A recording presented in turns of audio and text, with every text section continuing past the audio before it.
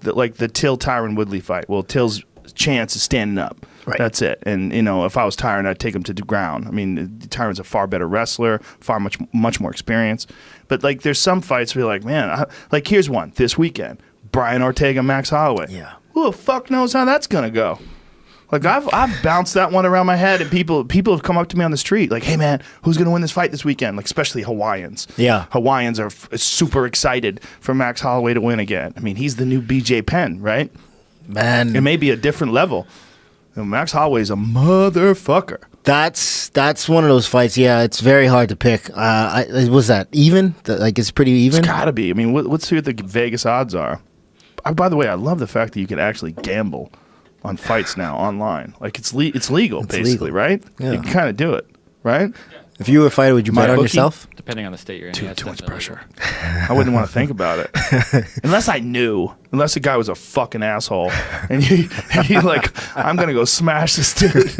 Like, there's just It's very close.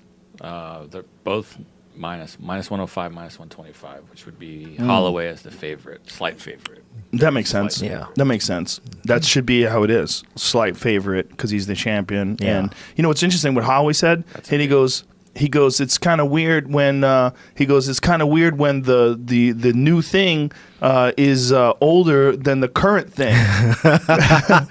Because it's like, I'm younger, man. I'm the fucking champ. I beat Aldo. I beat all these dudes. I'm younger, and yet this guy is the new thing coming up to challenge me. It's like, motherfucker, I'm the younger fighter.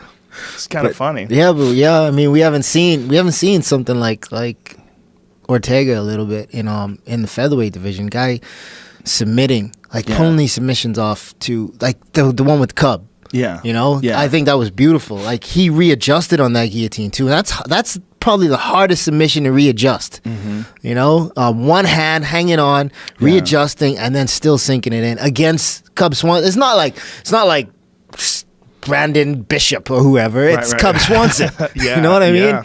That's crazy, man.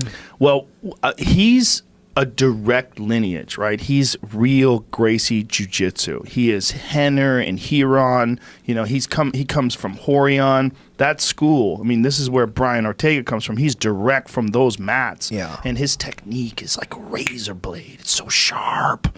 It's so sharp and precise and so honed, and just through drills and a constant emphasis on proper leverage and position. I mean, they're sticklers to that old style of jiu-jitsu. Like, and some people, there's an unfortunate word that people like to use that sometimes pisses people off. Like Vinny Magalhaes used this to describe Minotauro, and he didn't mean it in a negative way, but he meant the basics. He's like, his jiu-jitsu is very basic.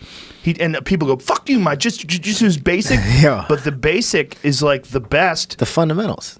But there's guys that have those basics, like Hodger Gracie. His jiu-jitsu he's mostly the basics. He's not doing any crazy De La Hiva shit or anything that you've never seen before. Like, what was that? Bolos. Yeah, he's not doing anything where you never saw it before. Yeah. It's strict, guard pass, smashing on top, triangle, mount, arm triangle, arm bar. Everything he does is classic jiu-jitsu. But it's just so perfect. Everything, the leverage and the weight and the emphasis on certain positions over others.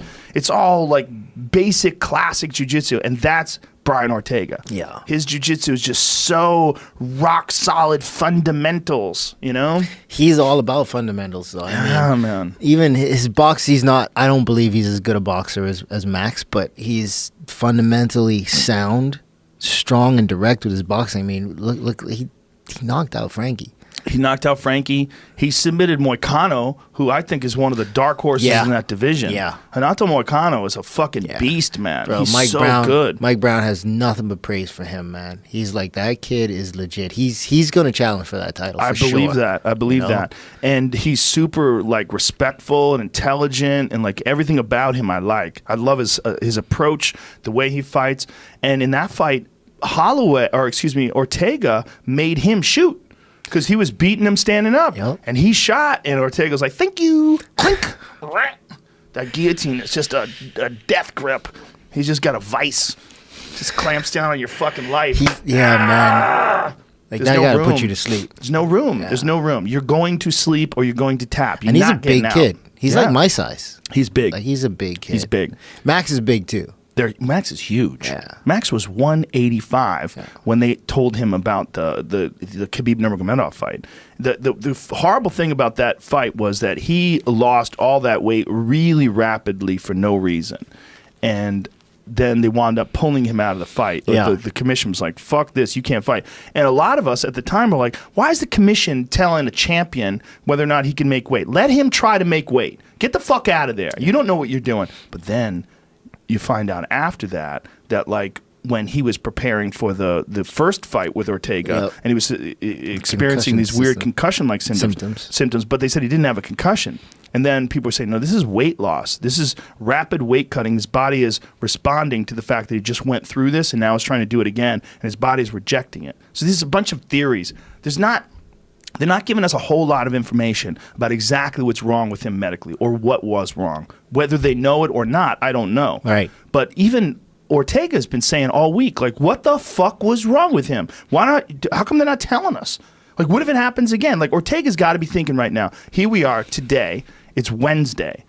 Tomorrow's Thursday. The weigh-in's Friday. He only got a couple of days. Like, we don't know whether or not this is even actually going to happen, right? Like, what if it gets down to Thursday and Friday and he's in the middle of the weight cut and he starts blacking out or he starts experiencing those symptoms again? They pull him out of the card. Moicano's on standby, you know. I did not know that. Yeah, he's on standby for this fight. See, and then it becomes an interim title? It must. It has to. It can't be. They're not going to strip him. But then what happens? I mean, a guy like Max, I don't know. It's one of those situations where it's like, if that happens multiple times, like, what do you have to do? Can you continue to? How much longer can you continue to fight at that weight? I don't think he can continue to fight at that weight very much longer because I think he severely compromises himself getting down to 45. But he's been able to do it because he's a champion. And I think if you do have like a George Lockhart in your corner, a guy that gets you to do it scientifically and then rehydrate yourself scientifically, it can be done. And you can pull it off, and 24 hours later you can fight at a very high level. Yeah. But is that the way to go? I mean, your kidneys start breaking down, your body starts getting beat up. I mean, your organs don't want to get dried out like that. Yeah. Your brain doesn't want to get dried out like that. Your muscles don't want to get dried out like that. There's just no way you perform at your best when you're just at death's door 24 hours ago and now here you're fighting again.